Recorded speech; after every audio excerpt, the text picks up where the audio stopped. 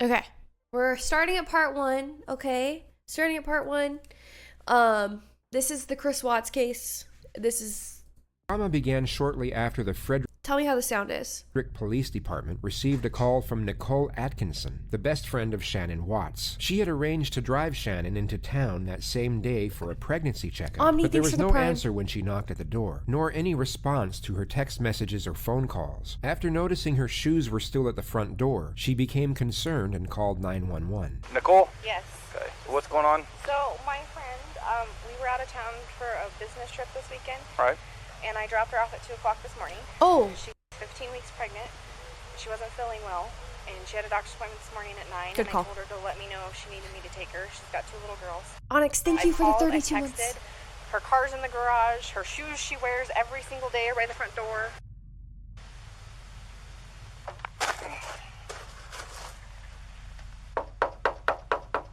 How you doing?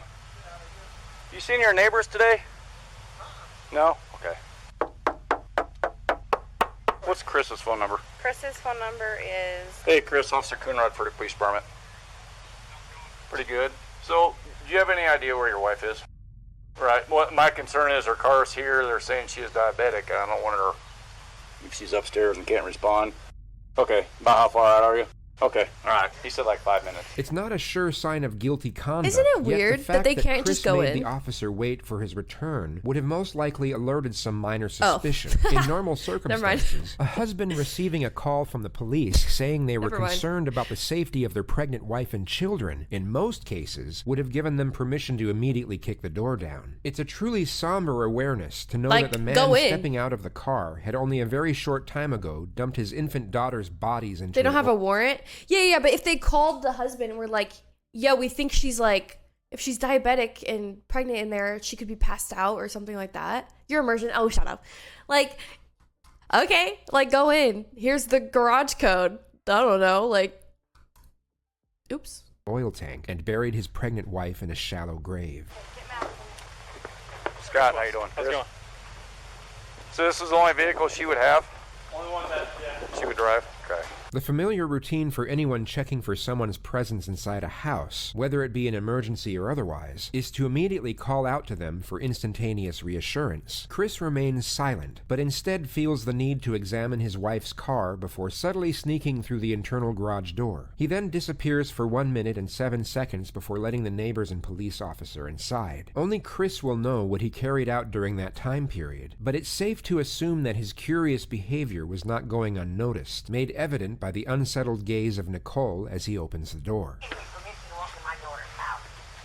Mind if I come in, Chris? There were multiple key moments captured from inside Even the if you've seen it house, on which may not Netflix, have this been one noticed goes immediately into by a the lot of officer, detail. but would have Yeah. no doubt been gathered by forensics upon further investigation. The most overt peculiarity was Chris's interaction with his phone. The guise of his thumb movement would have given the impression he was texting someone, which would have seemed very peculiar, as the normal response would be to frantically call people rather than text given the circumstances. Hindsight gives us a clearer picture of Chris's introversion, which is that he was most likely using his phone to avoid eye contact and progressive dialogue with the officer. What time do you leave the day? What time to leave there? Come No, here. Usually between 5 Hi, T-Hump. Alright. And was Shannon here then? Yes. Yeah, we're still in bed. D-Walker, thanks for 22 months. Does she usually watch the kids, or you have daycare watch them? Or? She usually watches the kids if they're not at school. Okay. You guys have any kind of issues, marital issues, or We're going through separation. you are? And how's that going? It's going Civil for the most civil, part, or?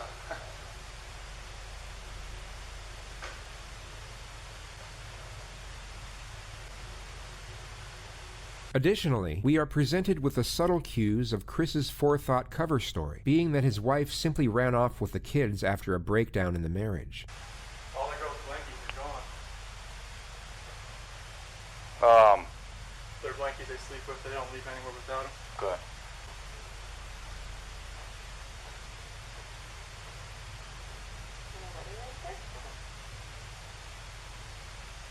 There's only one thing next to each other.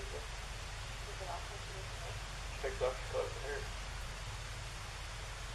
The rest of Chris's conduct could be analyzed and dissected in various ways, and it would be easy to pick at certain oddities in body language and link them with signs of guilt. Yet, without the hindsight we have now, his behavior could just as easily be linked with an innocent man who is understandably concerned and frantic over the disappearance of his family. His very conservant neighbor, however, had the perceptual advantage of knowing Chris on a semi-personal level. This guy and popped could off. analyze his kinesics in a far more accurate manner than the police officer. You just want to go talk to him? I'm going to get his info real quick.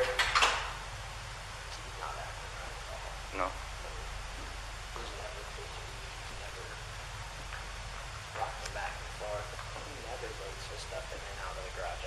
Right. To be completely honest with you, my wife and I were kind of wondering when she was on vacation if something happened, because I've heard them full out screaming at each other at the top of their lungs, and he gets crazy. Does he? And that's pretty recently. Yeah. He doesn't look worried. He looks like he's trying to cover his Spoilers. tracks. He's normally quiet. At the beginning of the video, he said you would never guess that this guy, and then said what happened. What do you mean spoilers? What are you talking about? This is real. This is the police footage. Yeah. This is the... Oh, sorry, your immersion. I know.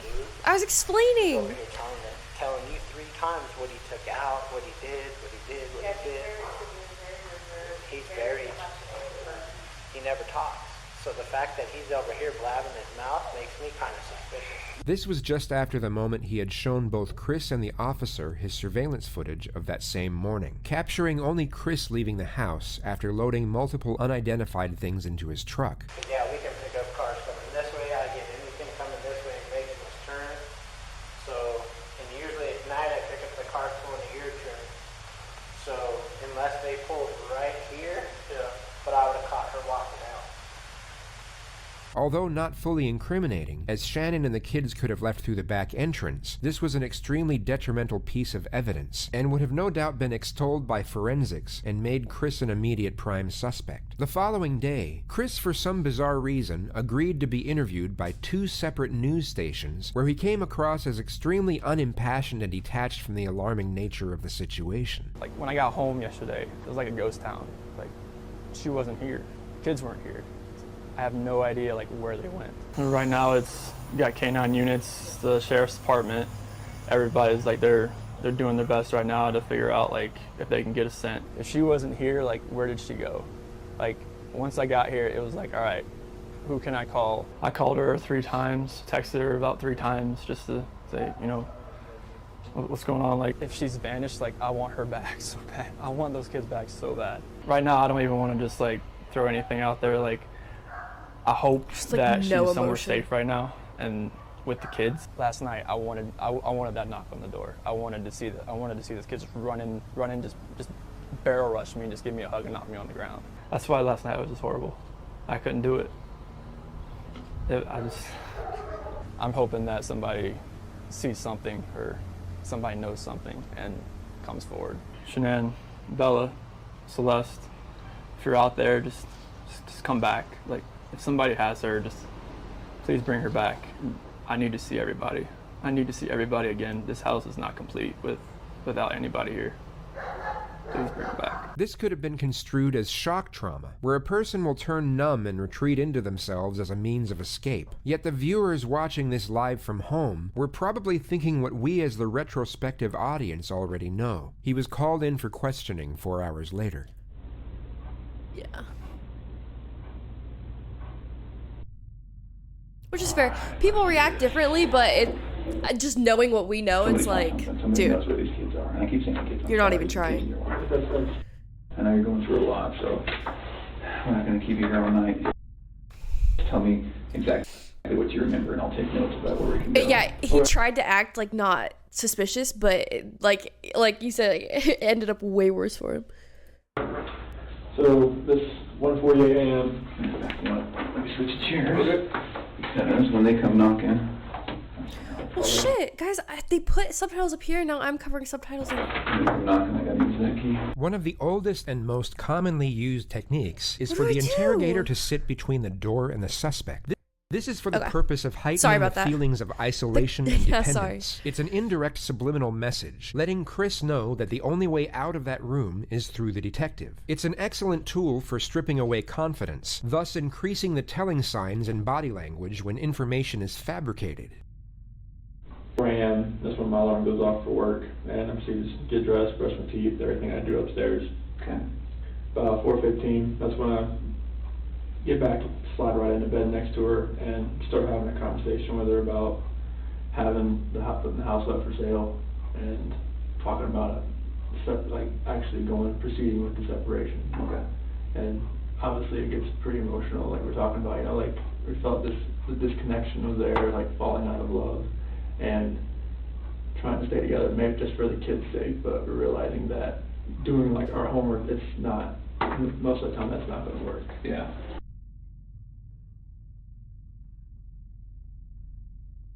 So that's when I got home, I opened the garage door and we went inside the house and looked everywhere. Shanann, Bella, and Celeste, nowhere to be found.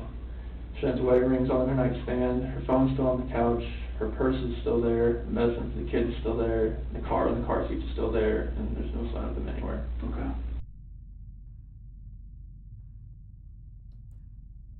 I was just hoping that, I left all the lights on in the house, I was hoping that I'd get a knock on the door, but nothing happened. Yeah, but nothing happened. What do you think happened?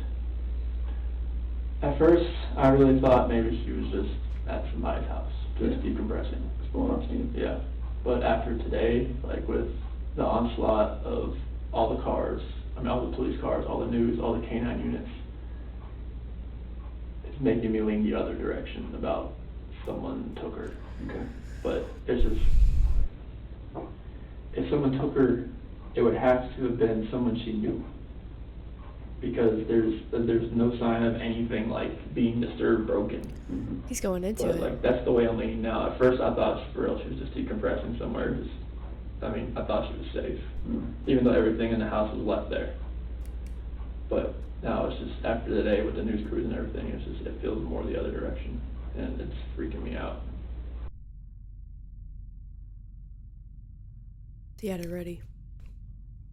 On that night, I woke up early that morning, I told her, like, the disconnection it's there, like, it's not going away, like, the connection we had in the beginning, it's not there anymore. It's like, I don't feel like the love we have is there anymore. Okay.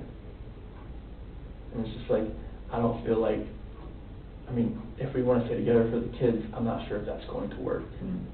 Like bringing us what you told him? Yes. Okay. Yeah, it goes into a lot of detail. Bringing us into this relationship. You get more than the Netflix one, yeah. With us being together, or separation, I think is going to be the best possible route for us.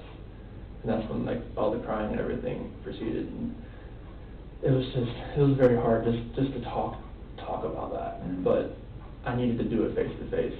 Okay.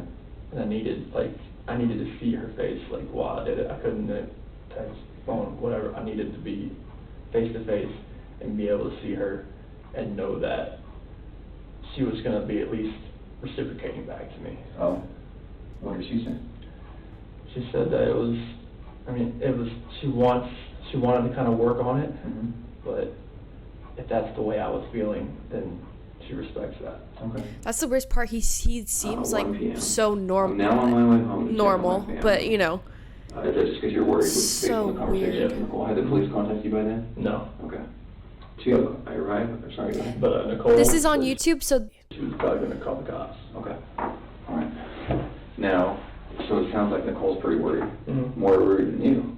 Oh, so once she couldn't get anything out of her and nothing was going on in the house, I was like, all right, I gotta go home. The sharp and sudden change of angle from baseline questioning to direct confrontation would normally make an innocent person refute or at least challenge the statement. There would also be a brief pause, as they would need time to process the allegation due to its perplexity. A guilty individual would already be in a defensive state of mind and would normally respond in a hastily modus. Instead of refuting the remark, they would accept it, but try and explain its actuality in a defensive manner. But it sounds like Nicole was more worried.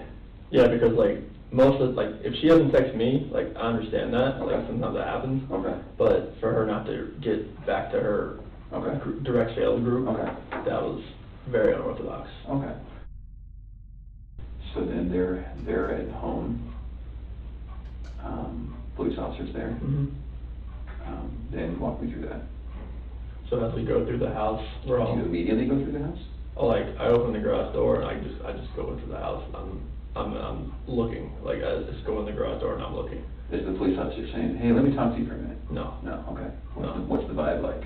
I go up there, shake his hand, but I'm opening the garage door at the same time. Okay. And then I go through, and then they're waiting at the front door. I go in, open that up, and then they come in. Oh, so they didn't go in the garage door with you? Okay. Well, they went in the garage. They didn't come in the way I did. All right. Whoa. So then everybody goes in. That's weird about the shadow thing.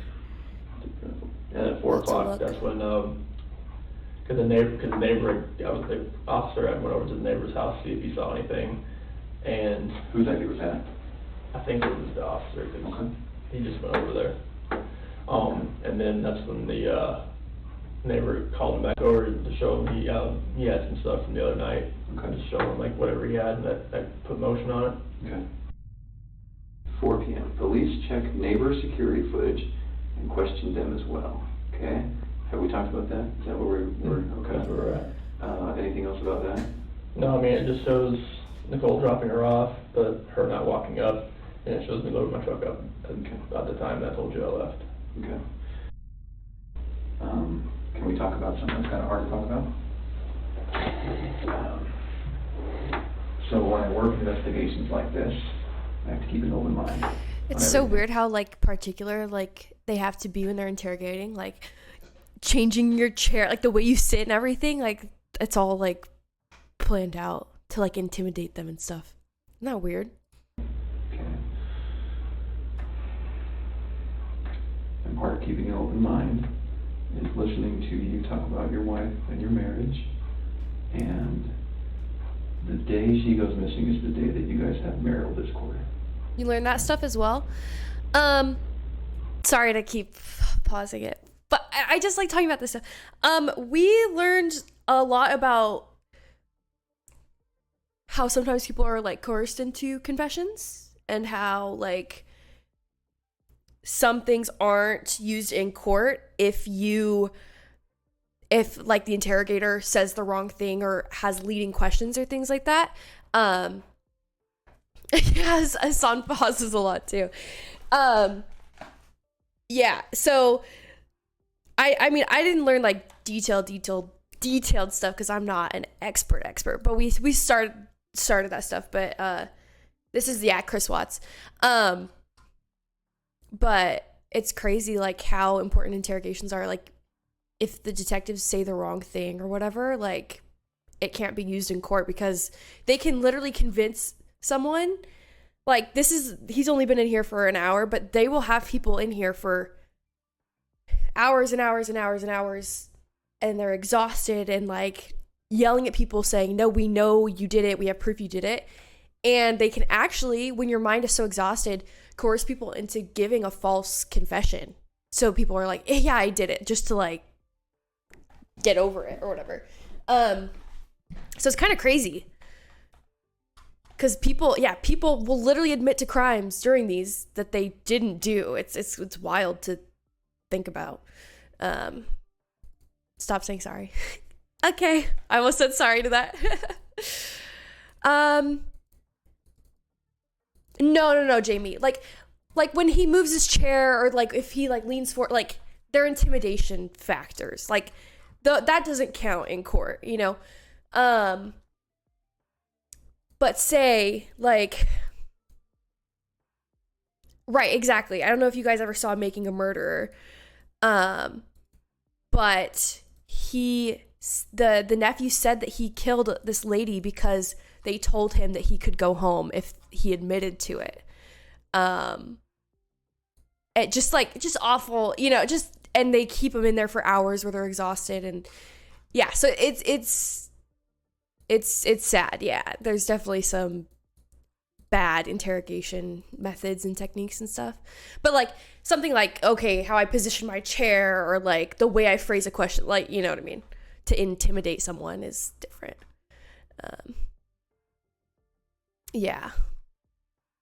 It's tricky. Yeah, it's a good word for it. so you can understand what I'm thinking about you. Yeah. What do you think about that? Makes me sick to my stomach, honestly. Like, I know, like, I've talked to a few of my friends, is like, you know, this does not look good on you. I'm like, I know. It's like, if people knew that we were having marital issues, they're gonna look at me, especially with the way everything looks. It honestly just makes me sick to my stomach. This is something. Not sorry. Is he technically allowed to leave that interrogation room, seeing as the time he hasn't actually been charged?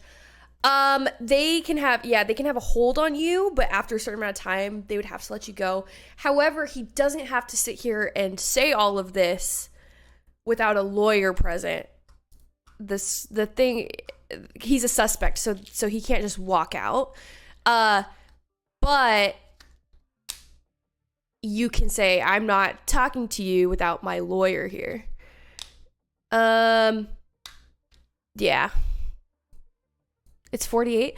I don't know if it's 24 or 48. Sorry, I have my Advil in my hand.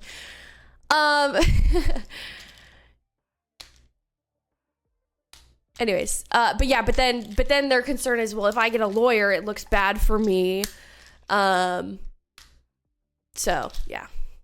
My shirt is purple, by the way, not black. If they haven't told him he's a suspect yet, then it's probably a different rule. This is when people say no comment. I think it's more of I plead the fifth, or I don't know what that's in court or whatever. But you could just say, I'm waiting for my lawyer to be here before I say anything, because they can stop you. Twitch sweatshirt. It's literally my Twitch sweatshirt, dude. It's my Christmas Twitch sweater. Brought him in for questioning. Yeah, I don't know exactly. I mean, I don't know if they've told him that he's a suspect yet or what. But yeah, it looks bad for him if he says, well, I'm not doing this until I have a lawyer, because then you're probably looked at as not cooperating. And if you leave and don't answer the questions, then they're going to be like, okay, well, it's obvious. Yeah, I don't think he knows that he's a suspect at all right here. Something that I would never do.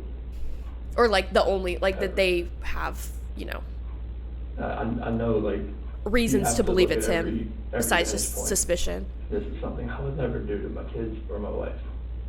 Yeah, no, getting a lawyer is not an admission of guilt. It is your right. Yeah, absolutely. 100%. But This is the what way is that known people as look the at it pause is technique. After the suspect answers a question, the interrogator will remain silent while maintaining eye contact. This physical demeanor I'd want a lawyer gives off the too, subtle cue that absolutely. he expects more information to be divulged and may already know more than the suspect realizes. I'm not sure, He's just, I love this, the pause technique. I'll wait. Anything else? That's kind of, I'd be so uncomfortable. You just sit there in silence so they keep talking. never do. Literal pause champ. Ever. I know, you have to look at every vantage point. This is something I would never do to my kids or my wife. At all.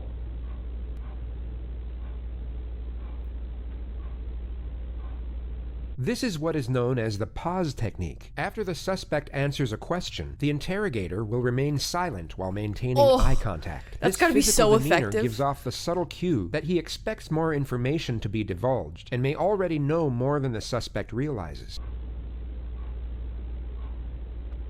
I'm not sure, what I could do to make people believe that, just because if they knew we were having marital discord, they would automatically look at me. But there's no, I would harm anybody in my family.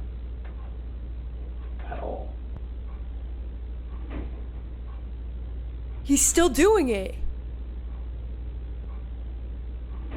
I know we were having marital discord. He just and keeps we had that going. conversation Jeez. that morning, and then she goes, we have no idea where she is, or the kids.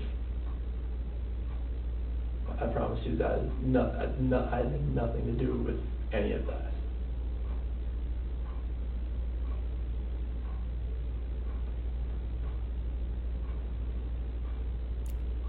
Holy smokes.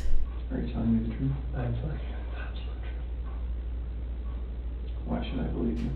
A truthful individual will normally respond to this question with a question, such as, "Why are you asking me that?" or "What's going on here?" They will often protest the aggressive nature of the inquisition, or give a short and forceful response. Because I'm a very trustworthy person, and the people that do know me, they know how I'm a calm person. I am not an argumentative person.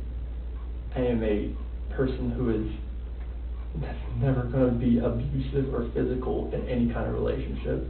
I would never harm my kids. I would never harm my wife. I mean, you can talk. I mean, you can talk to any of my Still friends, going, dude. any of her friends.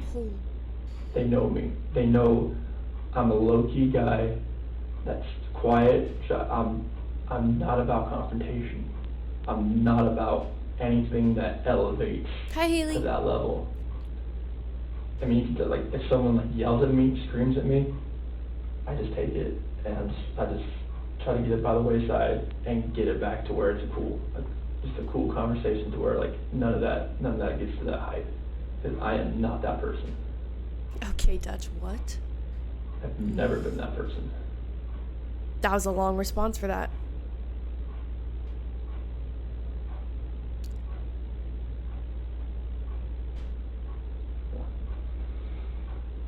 Okay.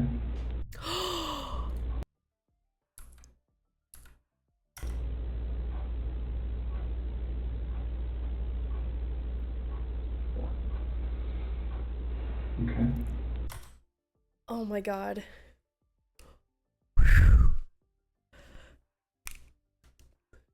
It's like my mom. Okay.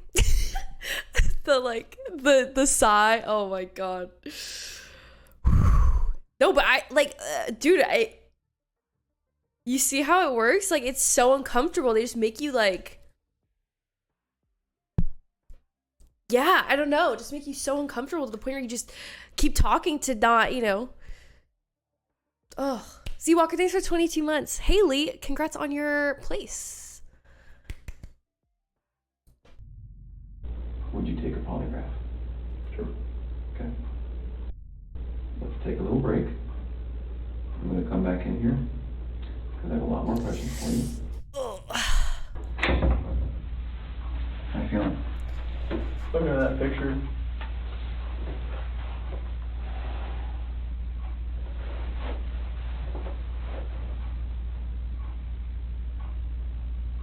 find him. Got him.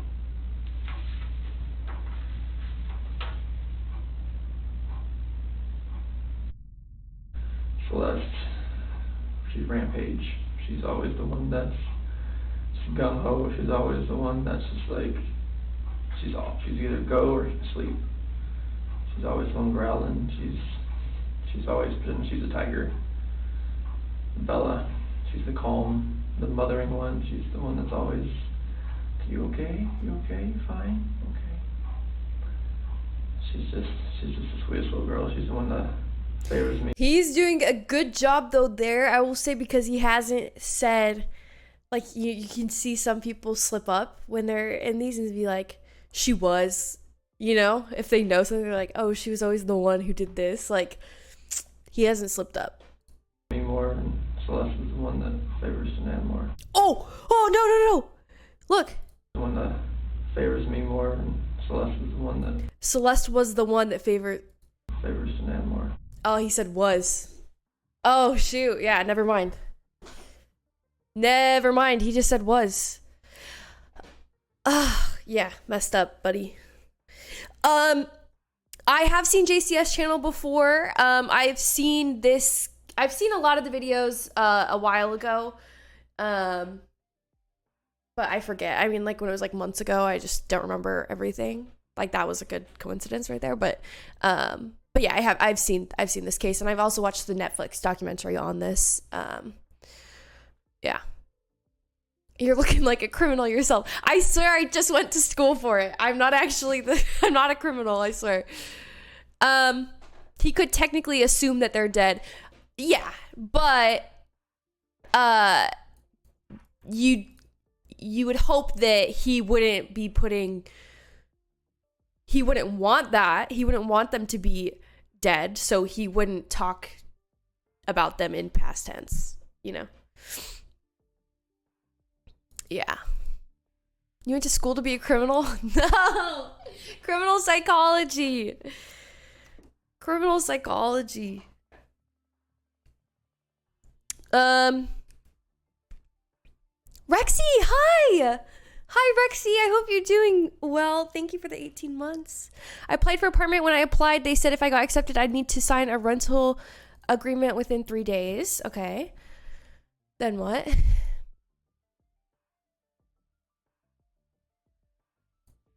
Yeah, exactly. Like you wouldn't talk about them in past tense because you would hope that they were still okay.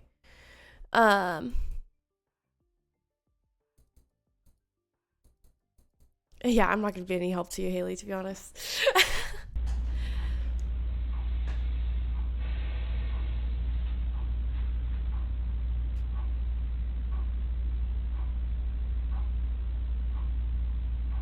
I remember when they wore that dress. She just wore that dress not too long ago.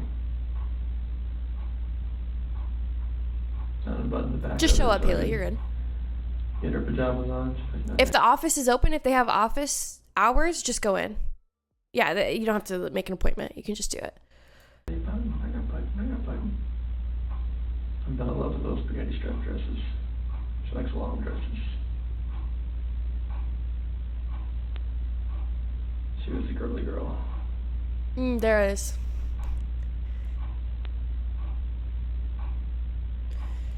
Can't say that.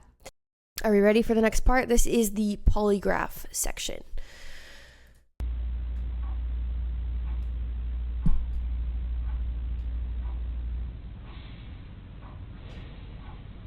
I'm gonna find them, right? I need your help.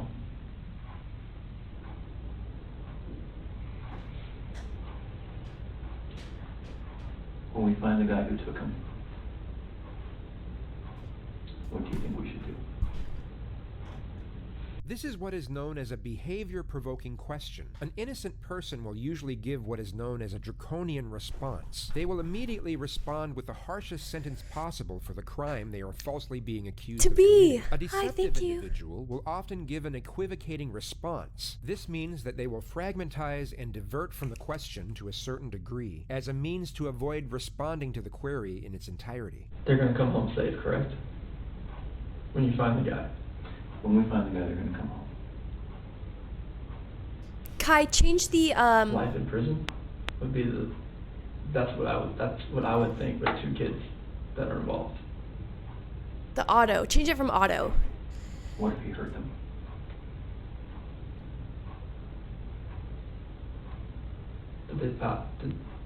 I'm not sure if like that penalty is even used. Is it used in Colorado? I'm not even sure. What is? The death penalty? Okay.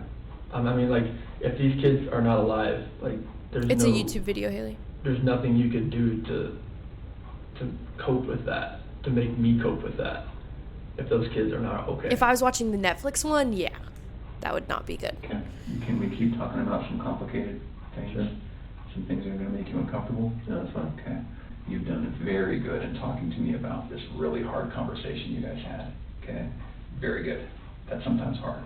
And I understand why sometimes someone in your position says, doesn't want to tell me about that. Because please go help me find my kids, and you don't need to know about my marriage argument. Okay? So I got to say, you've done very good at that. And I need you to keep doing that. So I need to ask you about your marriage and infidelity. Sure. Okay, tell me about it. I have never cheated on my wife. Okay. And I fully suspect she has never done that to me. Oh, okay. The interrogator was already aware that Chris was cheating on his wife with a woman by the name of Nicole Kessinger. Yikes. He had handed over his phone earlier on this interview for what he thought was for the purpose of going through his and his wife's mutual contacts to look for potential suspects. Judging by Chris's bold-faced denial, it's safe to assume he deleted all of his correspondence with Nicole beforehand. Yet he was most likely unaware that the FBI have programs that can recover every single piece of digital exchange sent from a device, even long after it's deleted. What a dumbass. Highly trained investigator over here, right? I see pictures of you from a few years ago, Mm-hmm. and I see you standing before me now. Okay, you've gotten pretty fit. Yes. Okay, you can imagine when guys start cheating or want to cheat, that's what happens. Yes. So tell me about it. I did not cheat on my wife. Okay. What do I do to help you walk out of this room and not look like the person who's responsible? You have to trust me. I had nothing to do with this act of like evil cruelty, whatever has happened here. Because my love for these two girls and my wife, like, I don't want anything to happen to them. I've never wanted anything to happen to them. No matter if me and my wife separate or not, or divorce or anything, I never wish harm on anybody, on a human being in general. I think with him handing over his phone, it would look bad if he obviously said no, right? But it's your legal right. I think that, what was I gonna say? I don't know, like, legally, but don't they have to get a warrant if you say no? I think that they would have to get an entire, like, warrant, and it would take a lot longer. Yeah. But, I mean, legally, it's your right to not have them go through your phone. But since he handed it over, they're allowed to do that. Yeah. Like, just seeing that picture, like, I want them just to run through that front door and just grab me, or just tackle me, knock me to the floor, bust my head up, I don't care. The amount of love I have for my family is exponential, and it's never gonna die. And I want Like, them if he had his lawyer here, his lawyer would never let him hand over his phone like I have that. them back. Look at him, he's like getting into a position. When you walk out of this room, there's nothing I can say to a room full of police officers that's going to convince them that you have nothing to do with this. I know. You know what they think. I know all that, yeah. Here's a guy who didn't call 911, who woke his wife up at a ridiculous hour because he was so guilty about something that he had to get it off his chest and say, I don't love you anymore, I'm leaving you. That didn't go well. Okay, so what happened? She told me she wanted me to wake her up before I left. That's why I didn't just wake her up, like, just to tell her this. Like, I woke her up. That's what she wanted to do, and we talked. Like, usually at 4 a.m. I wake up, I go down and work out. This day, I wanted to talk to her about this. No, Haley. Mm-mm.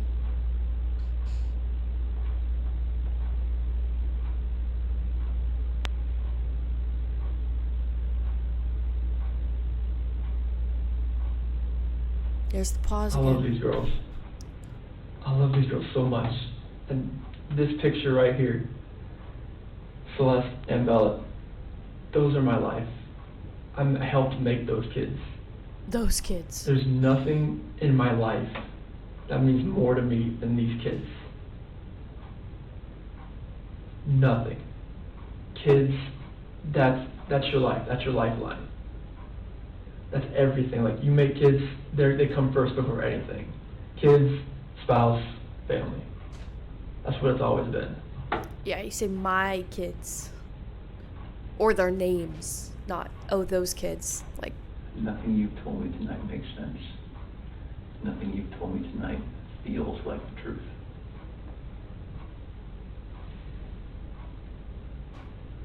Can we start over? Sure. Tonight's been pretty intense, I can imagine. How are you feeling? I've slept like 2 hours last night, so I'm like running on empty right now, but I can see it. So why don't I do this? I'm sure you don't mind if we take a break for the night.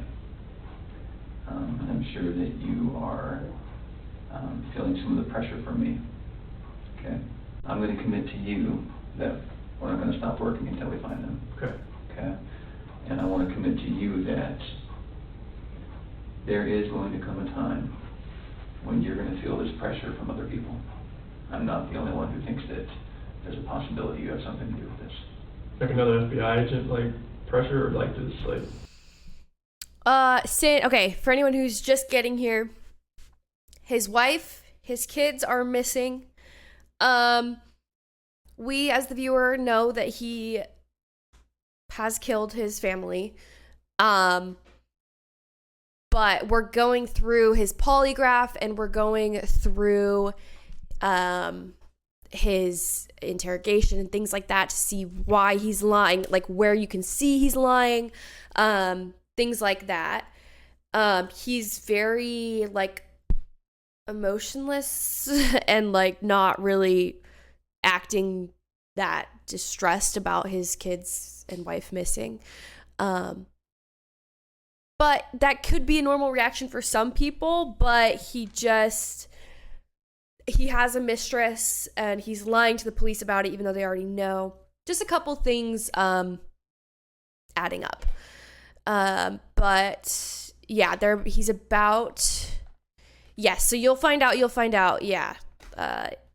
They'll tell what happened after this, I believe. But this is the polygraph portion of it. Everyone. Okay. Everyone, Chris. Okay. The interrogator is clearly Yeah, receptive his wife to was Chris's pregnant, yeah. anxiety and endeavors to amplify this emotion before ending the interview. He wants to inflate Chris's apprehension as much as possible for the looming polygraph test that approaches the following day. Tonight when you go home,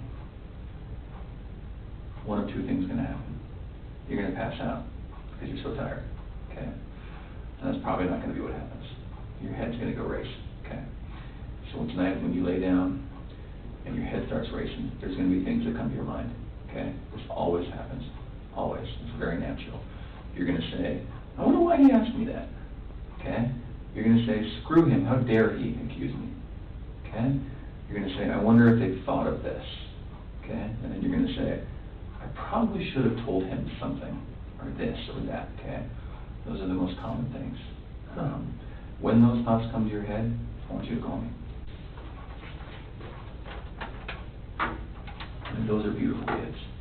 Those kids have a good dad, and I know it. I just see the picture it's on my phone. Yeah.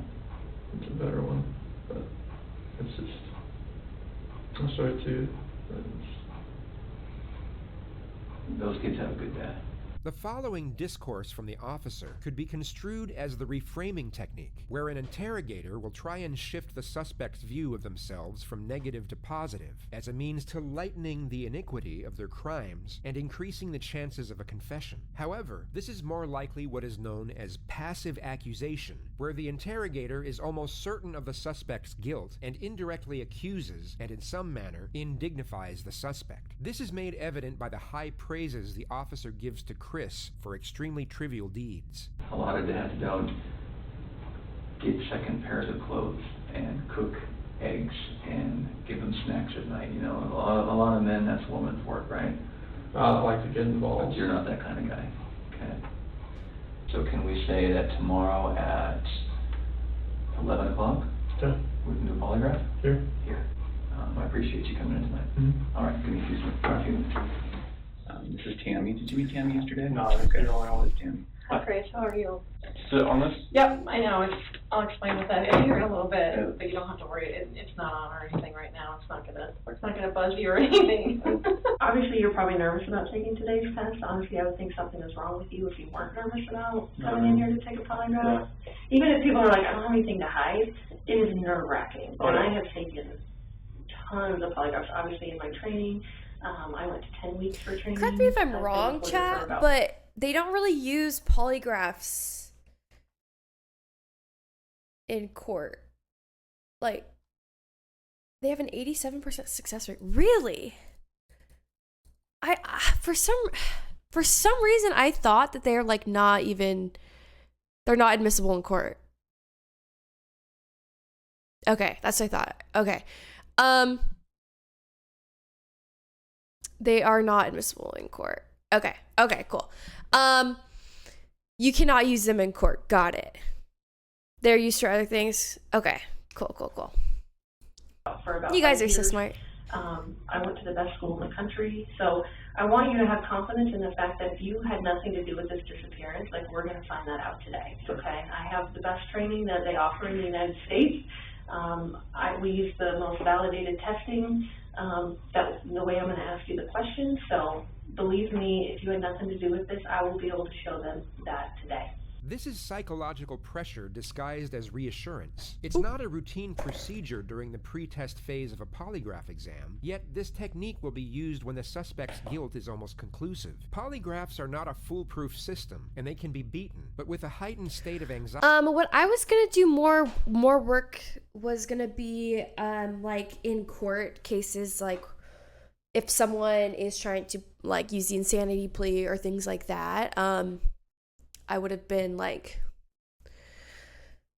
people, like, they need experts to, oh shoot, the volume's all the way up, to, you know, a psychologist to say this person is, you know, actually insane, or they're faking it, or, you know, things like that. There's totally, like, there's so many different fields that you can go into within criminal psychology. But all of it requires a lot more schooling than what I had. A lot more, yeah. The lawyer would also tell him not to do. Yeah. So yeah, if he had a lawyer, they wouldn't have had him answer a lot of those questions the way he answered it. Hand his phone over, take this polygraph test. If like it looks bad, but the evidence that they're getting is because he's handing it to them. You know what I'm saying? It looks bad for him, but at least it's, from his point of view, it would have been better. It becomes considerably more challenging and unlikely. On this occasion, the polygrapher distinctly applies this technique for maximal effect. There's actually only two ways you can fail a polygraph, okay? The first way would be if you fail to follow my instructions. I'm going to give you a lot of instructions today about how to sit still, how to answer questions, things like that. So if you fail to follow those instructions, you will not pass today's test, okay? The second way would be if you choose to lie to me today. You know, if you did have something to do with their disappearance. Dude, I don't care if really I was guilty or innocent, my heart would be racing. Because I'm like, right? What if it's coming up that I'm It would be lying? really dumb. Like, you should not be here right now sitting in this chair if you had anything to do with Shanann and the little girl's disappearance, okay? No, he definitely has to follow these procedures to be the good guy. I'm working with the police. I'm doing all this. I totally see why he felt like he had to do these things. However, the evidence that they're getting against him is only because he's doing these things. Who's to say if he had a lawyer present, if, like, what would they have on him? We don't know. Yeah, we just don't know. So while it would have looked bad legally, would it have changed the outcome? We don't know. Can we watch the video? I'm sorry. I was trying to clear up some questions. Well, yeah, everything flourished from there. Like in 2011, I proposed to her over in Ocean Isle Beach. And as she was sitting there crying with a little eviction notice, and she recorded it. It was an amazing day just to see that. And then she left. I was there. Like, she had a midwife for this one, so like they actually had me like, "Oh, you can stand here and, like, you know, catch her." And like, but Celeste came out like so fast that like I barely had a chance to go like this, and they moved me out of the way because she just like came out. The polygrapher will also obtain the examinee's version of the facts regarding the specific issues under investigation. Like, I was just hoping that I would get that knock on the door or a phone call or a text. I mean, her phone, they have her phone. Like, hopefully maybe it's a number I don't know.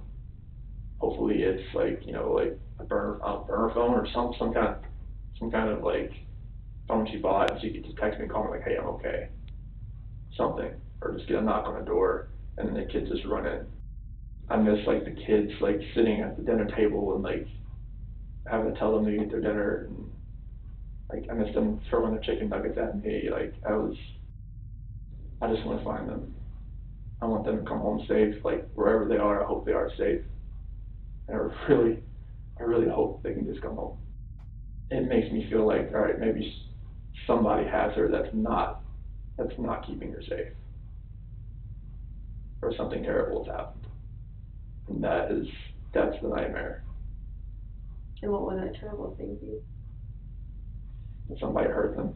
Chris recounts a brief summary of the events and states multiple vague possibilities for his family's disappearance. The polygrapher then starts to elect specific timelines for Chris to give his account on. You said the next thing you know is her getting into bed with you. Is that right? I felt her get into bed. We didn't say anything because I just kind of felt it. Okay. Do you know if she was on her phone or like how any of that works? I don't think she was on her phone. Was she mad at all? I mean, crying like she was, crying like I was. I mean, she was upset, but I mean, it comes with that kind of conversation. In the next moments, you will see another subterfuge of psychological pressure, this time disguised as routine questioning procedure. It's a vastly open-ended question relevant to the crimes under suspicion. These types of questions are common knowledge and easily clarified by the innocent, while the guilty will in most cases have severe difficulty in responding. I know it's totally awful to think about, but what are ways, because I need to make sure that you know what I'm talking about, what are ways that you can make someone disappear? I mean, like, if you're talking about, like, what I've seen, like, on the movies, or, like, how people, if you read about other people, I mean, you hire somebody. Like a hitman? Yeah, I mean, yeah. I'm just being honest. No, but that's what I want, because I want you to go through all of these scenarios in your head, because I want you to know for sure what I'm talking about when I say that, asking you if you physically caused her disappearance. Okay, like you'd hire somebody, or you have Sorry guys, I'm trying to order some food. Somebody that would do it. I mean, it's like, I don't. Garbage truck is and I know this stuff. It's a hard question to answer. Right. Because it had nothing to do with this disappearance. Right. So like, I don't even want to think about like, if you're asking like how I would do it, like anyone. Like how would anyone cause someone else's disappearance? I mean, you would. I said, like, you could cause someone's disappearance by murdering them. Would you agree with that? I don't know how you're supposed to answer that one though. What ways could you cause someone's disappearance through murder? Like how do you? Oh here, yeah. Let me move this. Sorry. Stab someone, shoot someone, hit them with a blunt object. I'm curious what they want him to answer.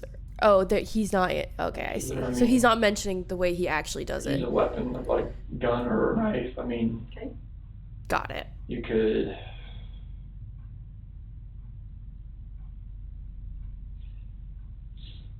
You could smother someone. You could strangle someone. Hang someone. I mean, yeah, you can. All that kind of things. I mean, it's hard to even think about that kind of stuff right now. Mm-hmm. So you could strangle someone, you could drown someone. Yeah. You could shock someone to death. You could burn someone alive. What other ways can you think of? As far as like lure them into a trap, I guess. What do you mean? What? Like, like have somebody waiting like around the corner and like, hey, sure.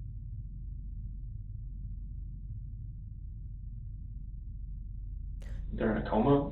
Sure. So if I ask you that question on the test, Chris, are you going to have any issue with that? About you physically causing going through every single one of those? Yeah, like that would be a way you could cause someone's disappearance. Okay. No, I can definitely, I can pass. I mean, you could murder them, you could kidnap them, you could take them to another country, you could, bury them in your backyard, you could do a million things. Yeah. As far as trying to conceal them. Yeah. Right? So that no one can find them. Yes. Because at this point, she's gone. So when I ask you the question on the test, I'm not asking you about guilt. I'm not asking you about, did you make her feel so horrible that she ended up leaving? I'm saying that you were the one that physically caused her to disappear. Okay. Either by murder, kidnapping, all of those other things that we went through, okay? You want me to list all those? No. You're just going to say no to that question. Okay. Right. When I ask you if you physically caused Shanann's disappearance, your answer should be what? No. Right. So do you have any issues with that at all, and or have any question about what I would mean when I was No, would be that's asking total, that like, question? I just like going through all those that, that's Right. a lot to really think about. Right. But Like that's, trying to figure out like, that was, I'm gonna have you take a bathroom break. Thank We've you. been in here quite a while. I got a quesadilla. So you're gonna be taking what's called a directed lie polygraph. So what that means is there are gonna be questions on the test where I want you to lie. I know it seems kind of weird, but you're gonna know which questions these are, and they're gonna be easy to answer. They're all gonna start with before 2018. The directed lie test has 3 types of questions. Known truth questions. These are easy questions to answer, such as, are you sitting down? Or, are you wearing shoes? They serve Yes. 2 purposes. The first purpose is to provide a baseline reading for when the subject is telling the truth, and should elicit very little bodily responses. The second purpose is to disconnect the examinee's thought patterns between each question as a means for resetting their cerebration for a more accurate reading. Control questions. These are what the polygrapher just explained to Chris. Whenever she says, before 2018, at the start of a question, Chris will know he is purposely supposed to lie. Each of these questions are deliberately constructed that all answers will be responded with no. Relevant questions. These relate specifically to the crime being investigated, and the examinee will know that they are supposed to respond truthfully. A guilty subject will show a much stronger reaction to the relevant questions than to the control questions, even though they will be lying on both of them. This is due to the immediate threat posed by the Cynic, relevant thanks for the questions. 34 months. So I'm gonna say before 2018, Hope you're doing did well. you ever lose your temper with someone you cared about? And you're gonna say, no, because you're telling a lie. awesome.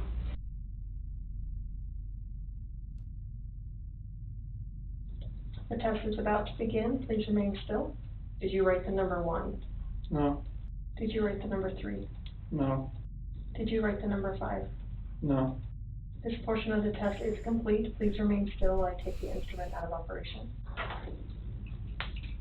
Okay, you can relax. I got my bachelor's in Feel. psychology with a minor in forensic This psychology. is the last time the polygrapher will have any correspondence with Chris before the real test begins. She gives him an initial compliment in a reassuring tone. You did great. That was, You remembered to lie and everything. That was awesome.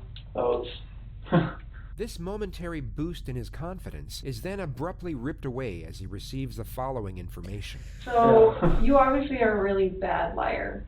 Have people told you that before? Like the second you tell a lie, like they can tell like on your face that because the second you lied to the number 3, like I don't know if you heard me clicking, but I had like turned down the sensitivity because you were starting to go off the page. So that is what I need to see as a photographer because that tells me that you know what's Savage. a lie.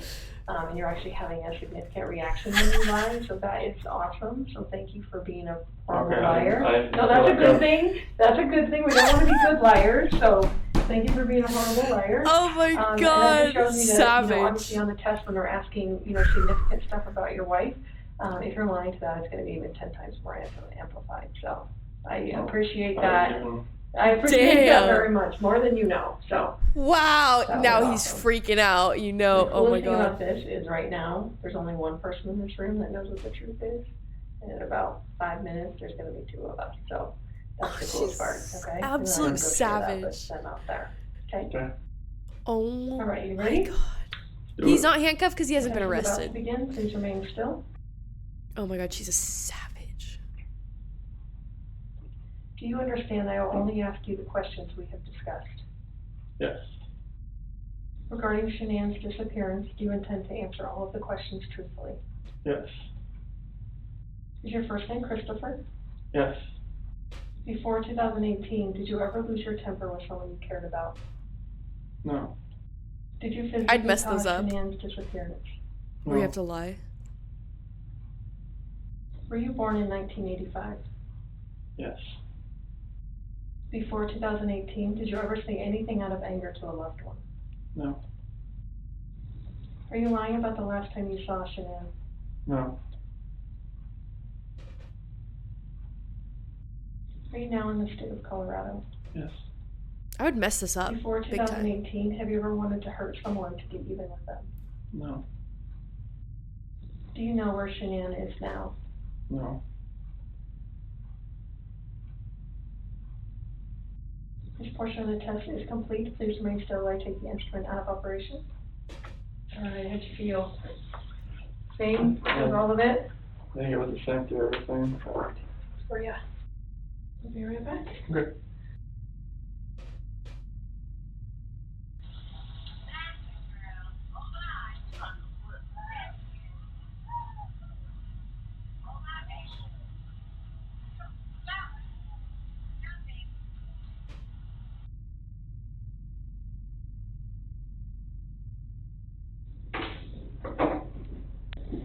Oh my gosh, I did forget part of it, didn't I?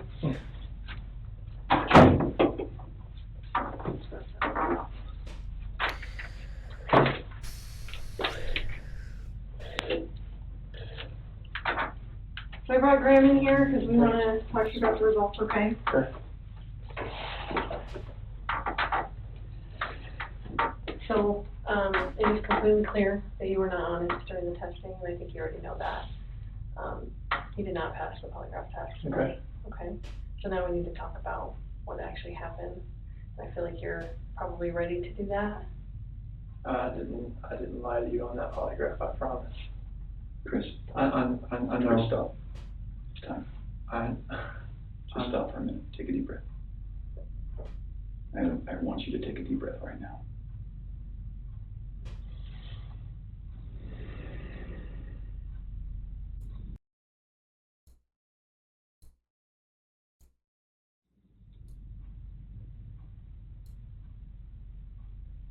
I didn't lie to you on that polygraph, I promise.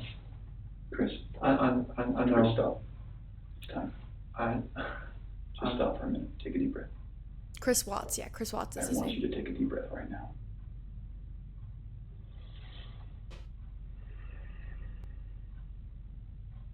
There's a reason you feel sick to your stomach. And when people hold stuff inside, it makes you physically ill. And I can just tell on your face, I could tell from the second you walked in that you were wanting to just come clean and just be done with this. This is a technique known as social exchange, an interpersonal persuasion strategy in which the interrogator provides the suspect with a Sorry, guys. Forgot the...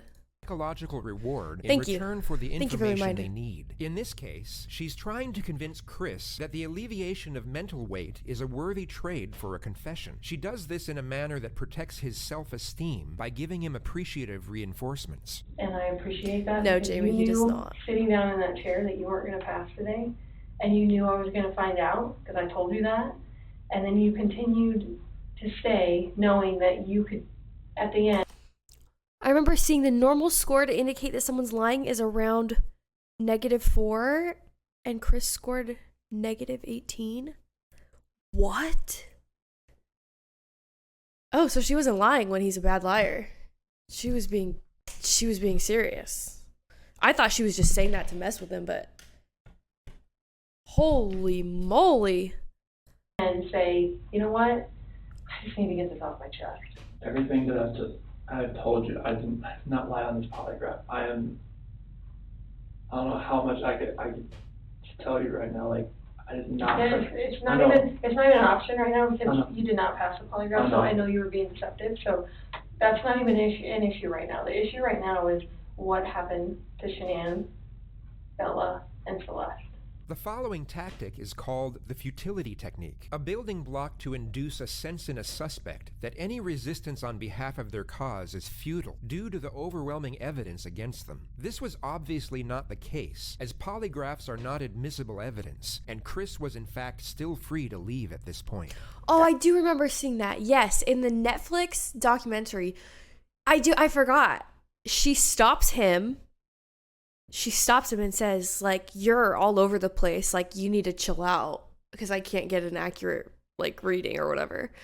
Because he was so bad. I remember, oh, yeah. Yeah, he's bad. Yeah. Damn. That's the issue right now.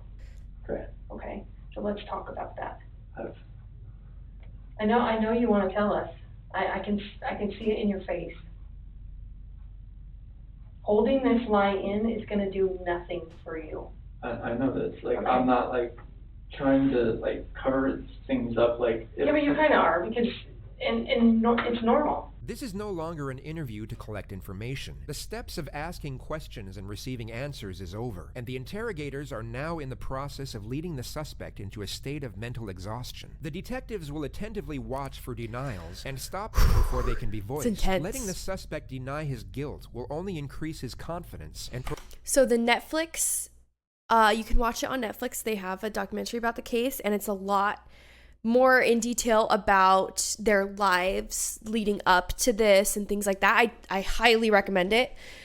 This is like strictly on his, confession and things like that. It's called, I think it's called American Murder, Family Next Door or something like that. Very, very good. Highly recommend watching it. It goes into detail more about their personal life, and things like that. Could he get up and leave? I don't think he can get up and leave because they have a holding time for suspects, right? If he could at this point. Okay. If he right now he can. Okay. 24 hours. Oh, they just said he could? Oh, okay. They said he can. Got it. prolong his He's not cerebral detained. stamina. Normal people would do that. Normal people that make a mistake initially are gonna go, I don't know what you're talking about, I didn't do anything. Yeah, because it's That's not illegal normal. to fail the I would polygraph. expect that. That's a natural reaction that someone's gonna initially lie about Sorry, something Adam. like that, and then eventually tell the truth. So this is your eventually telling the truth time. This is where the rubber meets the road, Chris. Like, don't let this continue any longer, please. I'm not trying to make anything continue. Like, I want them back home, like. But you know they're not coming back home. You know that. I don't know in the back of my head. I hope they come back home. But you know they're not. Chris, Tammy and I are confused, okay? And here's what we're confused about.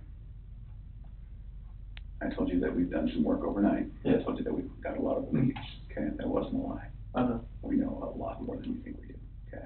The dossier technique is a variant of the futility technique, the only difference being that the detectives are far more cryptic and often deceptive about the evidence Definitely they heard have. it, for This sure. will hint at things in a vague manner for the purpose of escalating a suspect's uncertainty. Where are they? I don't know where they're at. Oh, the pause again. Honestly, I do not know where they are at. If I could have my babies back home right now, I would. I want them back. I want everybody back. That is the God's honest truth.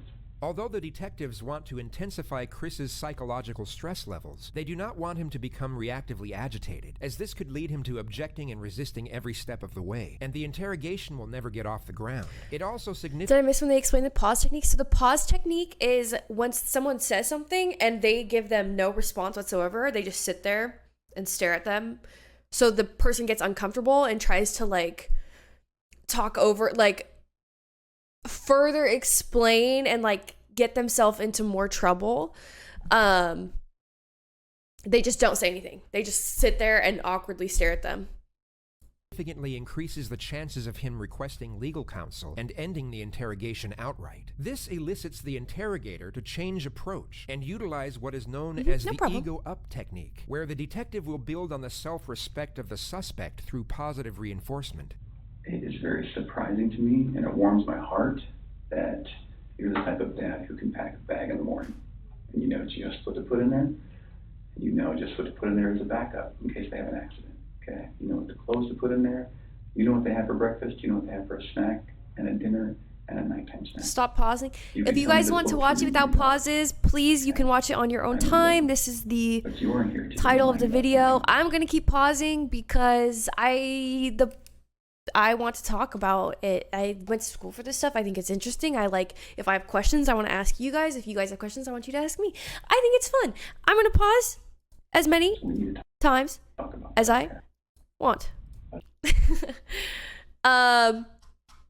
But yeah, you can totally watch it on your own. I will not take offense to that. That's the title of the video. I feel like we get more out of the conversation if we pause. But Yeah, Tina would not do well with the pausing technique. She gets very, very uncomfortable in silence. My food just got here though, so I'm gonna turn this off. I'm still gonna be here and I'll probably still chime in. I'm just gonna eat really fast, okay? I cheated on her.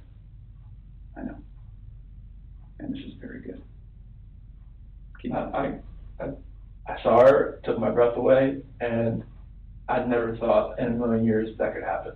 I know. I never felt that way about anybody in my lifetime. Mm-hmm. I'm not proud of it. She accused me of it. I denied it. I cheated on her, and I feel horrible for it. Like, she was pregnant, and it was, I don't want to, I didn't hurt her. You're doing a good job. This is the Chris that I knew would come out today. This is the Chris who tells the truth because you're a truth teller. I don't think this girl did anything to hurt anybody. When you leave her out of it, Okay. get back to your wife and your daughters. Okay. Where are they? That I do not know. That was what I was holding back. Like, I didn't know, like, what I did. I know. Chris, in the interview today, you weren't asked about infidelity. You were asked about... I was holding back from last night. That's when not you why talk- you failed today. That's not how that works. Here's the challenge that we have. We knew about Nikki, and so we didn't need to ask you about her in the polygraph.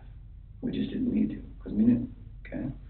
And so that's why we didn't ask you, because we already knew the answer, okay? We're very, very worried about your daughters and your wife. I am too. This should have been the happiest time of your marriage, okay? You and Shanann. This should have been the happiest time. She's making a little money. She's making good money. You're making great money. You both have a job. You have beautiful kids. You have a beautiful house. You're in Colorado. Clean air, good people. Okay? And on top of that, you look pretty good now. You're pretty fit. Okay? This should have been a time in your marriage where you guys were happy and thriving and productive. Okay? And I believe that Shanann's the reason none of that happened. This is called the how and why solution, a technique that allows the suspect to admit a lesser act and blame the victims, while at the same time minimizing the crime and motivations of his actions. I believe that she's a controlling person. Maybe doesn't listen to you as much as she should. I think that she can do whatever she wants and you can't. Okay? I think if you were to go to a restaurant, she would order whatever the hell she wants. And as soon as you order a nice steak, she says, whoa, buddy. That's because you're a good person. And I think that she started on the path to leave the marriage. Okay? It's ironic that we're talking about you and Nikki. I think that she was the one who started on that path first. What do you think about that? I wouldn't have thought about Okay. And the other thing I think is interesting is, even though she is that type of person that's controlling, doesn't listen, does what she wants, is walking away from her kids, here you are defending her. Because to your core, you want to take care of the people you love. Okay. And that's the reason why we want to give you an opportunity today to just help us find them. Okay. Chris, right now your dad's outside. He flew across the country to help you. Okay. You're lying to him.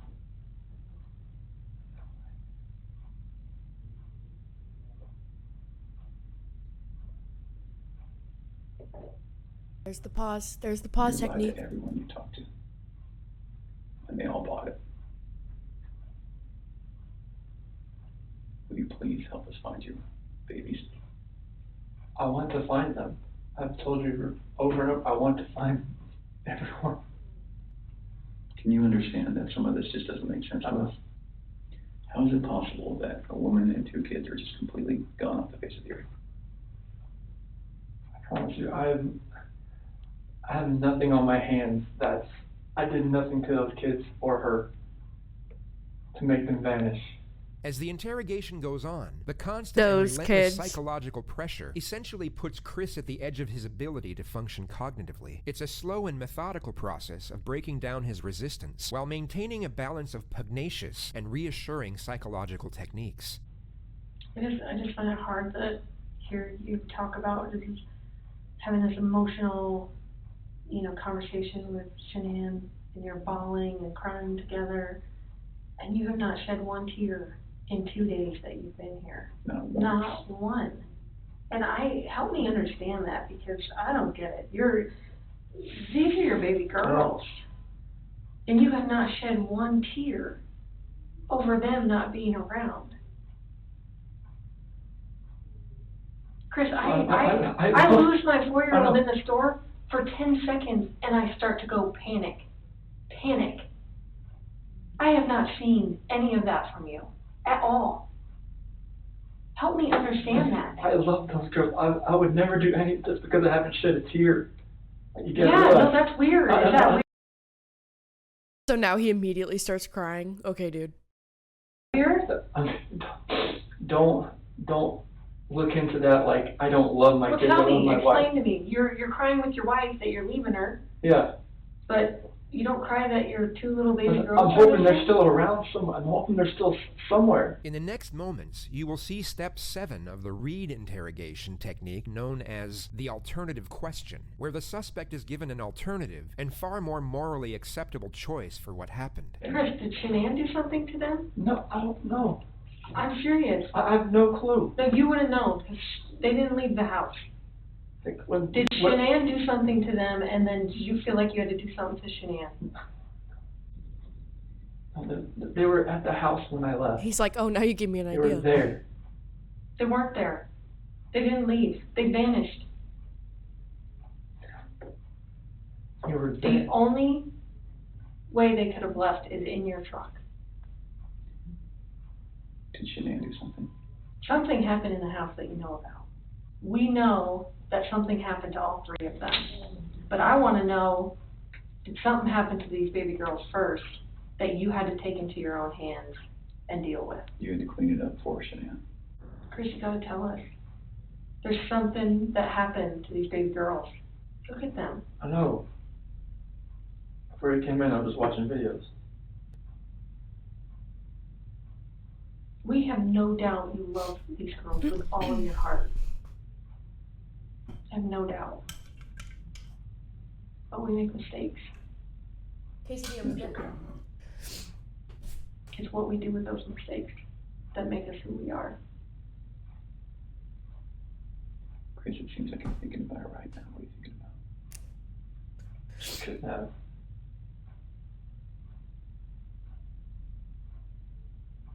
I feel like you cleaned up for her. I feel like that's the type of guy that you are.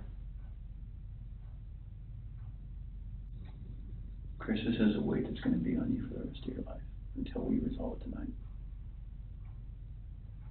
Unless we can talk about this more tonight, this is going to follow you forever. I promise you, when you start talking to us, you will feel better. Chris, we're giving you a lifeline right now. You need to take it. You need to reach out and take it. Coda, thank you for the gift, by the way. And King Ivan, thanks for 25. With their blankets and their animals. That's because you cared. That's what a caring dad does. And you either cleaned up after Shanann or you made the mistake. And I mean, I want to believe that maybe Shanann did it and you felt compelled to fix this so Shanann didn't look bad. That's what I want to believe. But I don't know, you're not telling me that, so it makes me think the worst. Like, did you do that to all 3 of them? I did not do anything with these kids. Not do anything. What did Shanann do to them? Tell us, Chris. Chicks are crazy. Can I talk to my dad or something? Absolutely. Come. Do you want to bring him in here? No, I just need to talk to my dad. Like, he flew across the country. Hey, Chris, I can't. how about this? If we brought your dad in here, would you please tell him what happened? And you need to realize that your dad is not going to stop loving you no matter what you tell him. You are his child, and he will not stop loving you. Never. Ever. And this is not the last chapter in anyone's story. At all. Okay.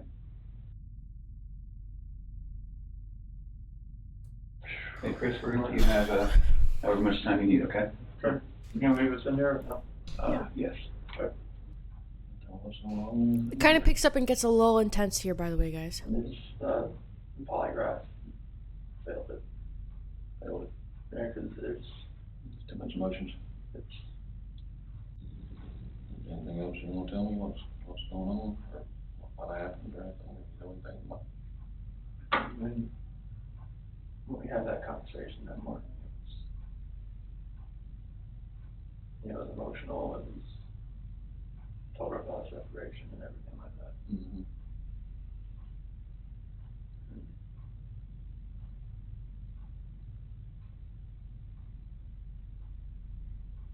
What happened after that? I mean, I went downstairs.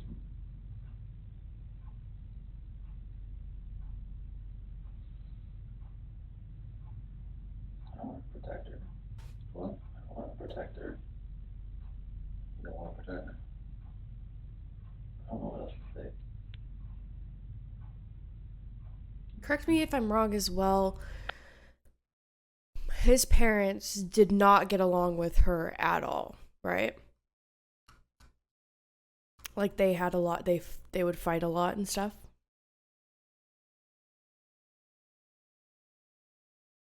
We'll be watching more cases today, yeah. Okay, yeah. I think that mainly his mom and them didn't get along, but yeah. She hurt him. Yeah. And well, no, I doubt not her. You hurt her. Yeah, not what he said, dude. One, she smelled it. Or choking. I didn't hear anything. When I was downstairs, I came back up. They were gone. Talking to her about separation and everything, about she lost. I don't know, like, what else to say, like, I freaked out.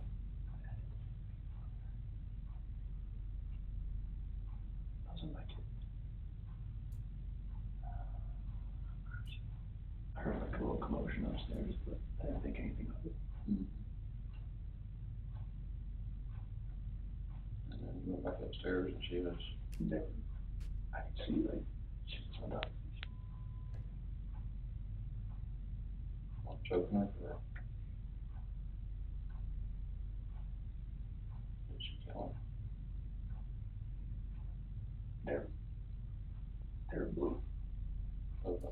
So he's okay, so some of you guys are confused. He is saying that he killed her because the mom killed the two kids. So he's saying that he had to kill her because he was so upset, is what his story. She choked both of them with that. I freaked out when she hit me.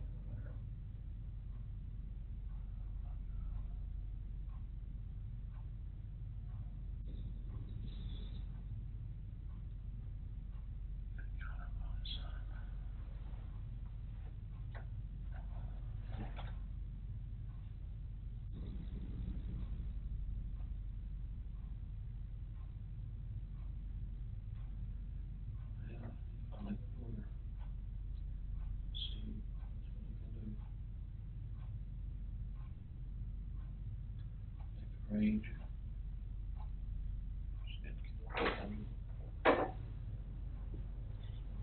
What's that? Less than 10 seconds after the mention of the word lawyer, the detectives re-enter the room and immediately reinforce Chris with non-verbal empathic communication. They immediately divert Chris's attention from the well-informed advice of his father to their own appreciative reception of his contemporary admittance. Chris, help us work through this with you, okay?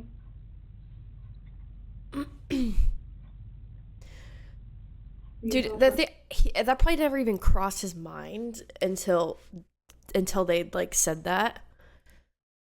But yeah, now that he's like confessed, he's not leaving. You told your dad? She was in there with her. On top of her. Freaked out.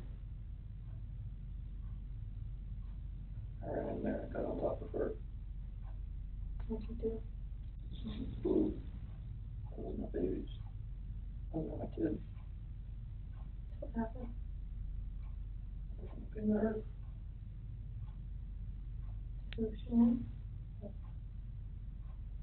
Although not the full avowal they are pursuing, Chris has still confessed partly to the crimes, and they now have one foot in the door. He is no longer free to leave. The interrogation now returns to a non-suggestive process, where the detectives will collect further information, where they will not... It's just crazy that he only admitted because he failed a polygraph that's not admissible in court. That's crazy. He thought that I don't know if he didn't know that or what, but he could have literally just left. That's wild. Not contaminate with excessive or direct input. Tor, thanks for the prime. I have no idea what's going on. I'm shaking. Both my kids are blue and they're gone. So horrible for what I did. I don't know what to do.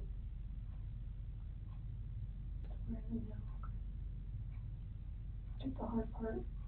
All you have left is to tell us where they're at. You have to get them out of the cold. At that first location I went to that day. I don't know what to do. I know. I didn't know what to fucking do. None of this made sense. Why would she hit my fucking girls? I'm sorry. I know. I know you are. I know you came in today to do the right thing. Where'd you put him? To get him out there? In the truck. Did Shanann fight back at all? When you did that? The rage that I had after seeing that, not much. I didn't know what else to do. I know, so tell me what you did. I know. I didn't know what else to do. I was so scared. I know. It's like, my wife just did this, and I just did that. What do I do? Right. You were in a tough spot. I mean, what can you do, right? Sometimes your body just kind of takes over and...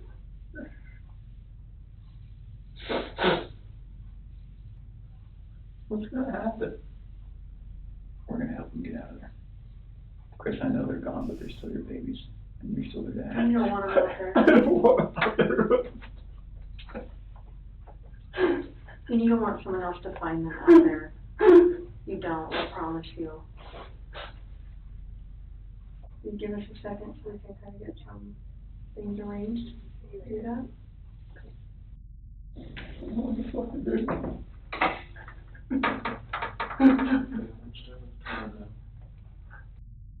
This is just fucking horrible. I've always said she was an unstable person, but I never thought that in a million years that could happen. Why did this happen to me? Well, why did this happen to those two little girls?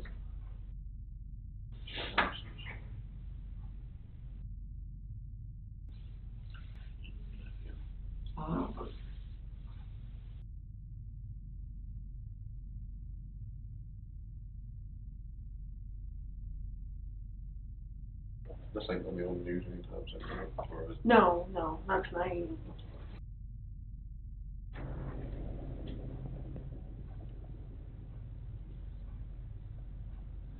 Whereabouts is Shanann and the girls? Sorry, I had a phone That call. is for Shanann. Okay. And where are the girls at? In these? So how did you do this out? I'm assuming that's under dirt.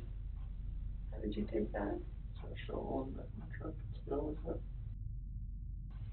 So it sounds like, it feels like to me, now we know pretty well how to go get them. Is there anything else we need to know?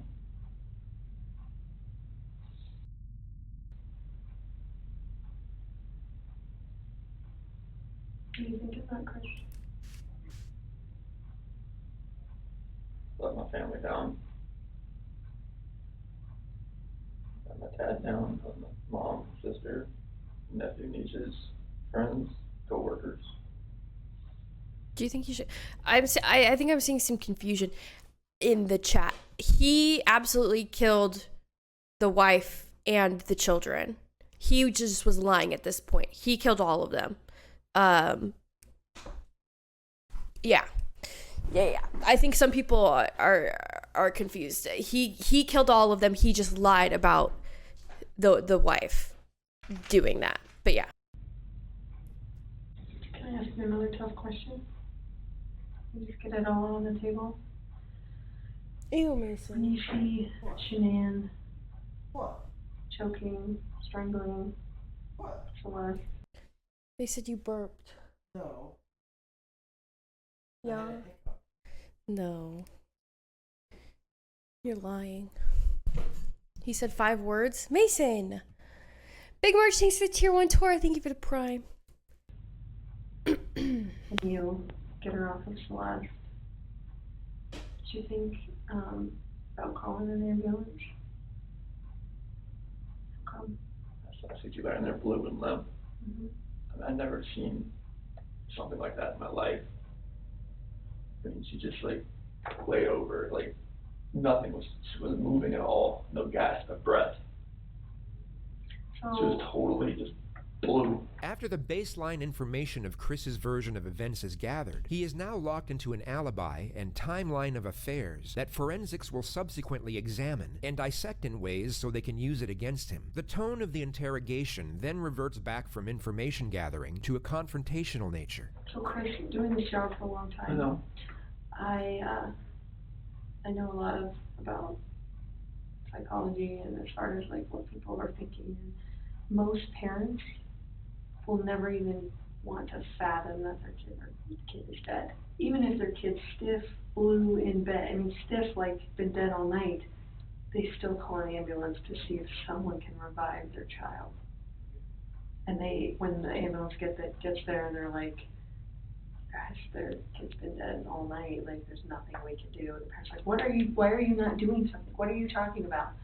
So that's what we're used to. So that's why I want you to explain to me like what was going on in your head and The rage I felt for what she did, it just took over. I would hate for Shanann to get a bad rap if she didn't have anything to do with it. You know, it's not fair. I know. It's not fair. There is no technical term for this approach, yet it's a clear attempt by the detective to interconnect to the suspect's sense of morality, which is always under the assumption that they have any. Like enough bad stuff has happened. Like we need to stop the bad stuff from happening. So you want to tell us the truth? That is true. So you're good with the public knowing that Shanann killed her daughters? I did not hurt these girls. Are you okay with the public knowing that Shanann? Yeah, because I did not hurt these girls.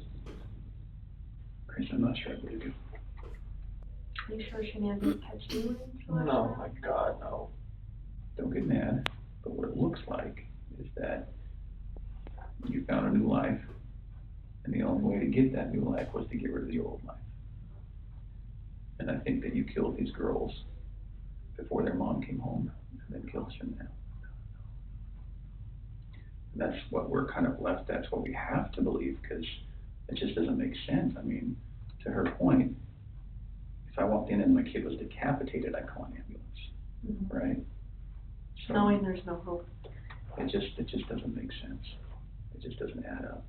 So either you're this monster who says, I just want this young, hot girlfriend, so I'm going to kill everyone and hope it works out, or something.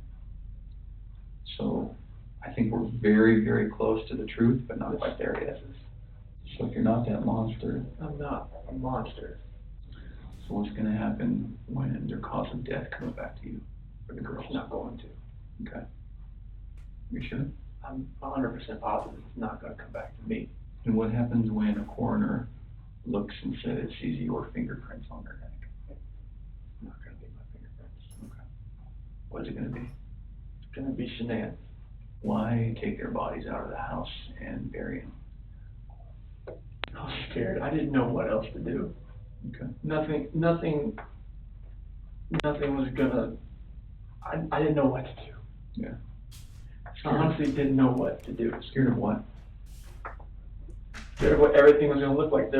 My 2 babies were gone, Mm-hmm. and I just did that to my wife. And I was the only one left in the house. What do you expect is gonna happen? Yeah. It did look bad, right? It looked, this was a nightmare. Yeah. Okay.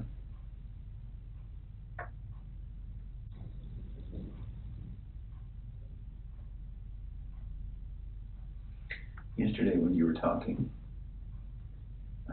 and again, this is before we kind of got to this moment today, you mentioned that we were talking, you said, I don't know where they are, I don't know where they are, and then you said something along the lines of, whatever happened to them, this act of pure evil.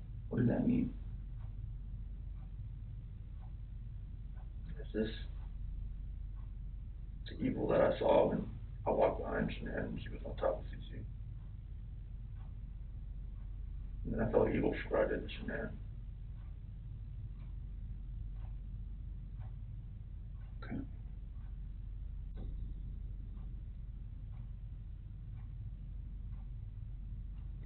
So after we look at their bodies, we're gonna have a lot more questions.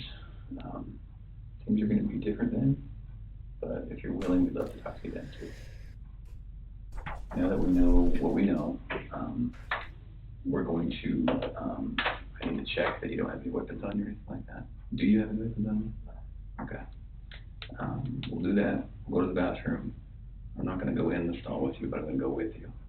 And then we'll come right back here and we'll make a decision about how the rest of the night goes. All right, so you might stand it up so I can check.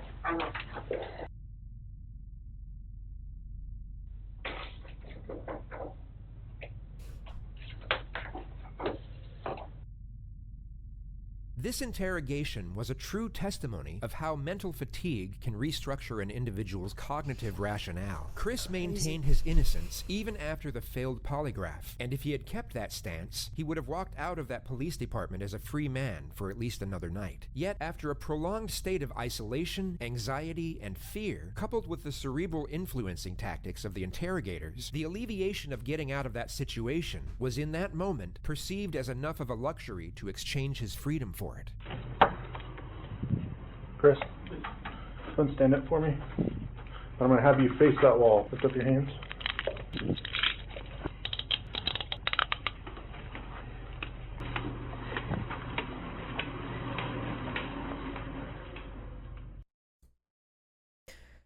Jeez.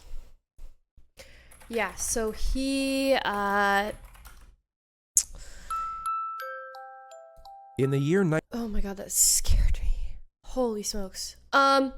He is serving 3 consecutive life sentences.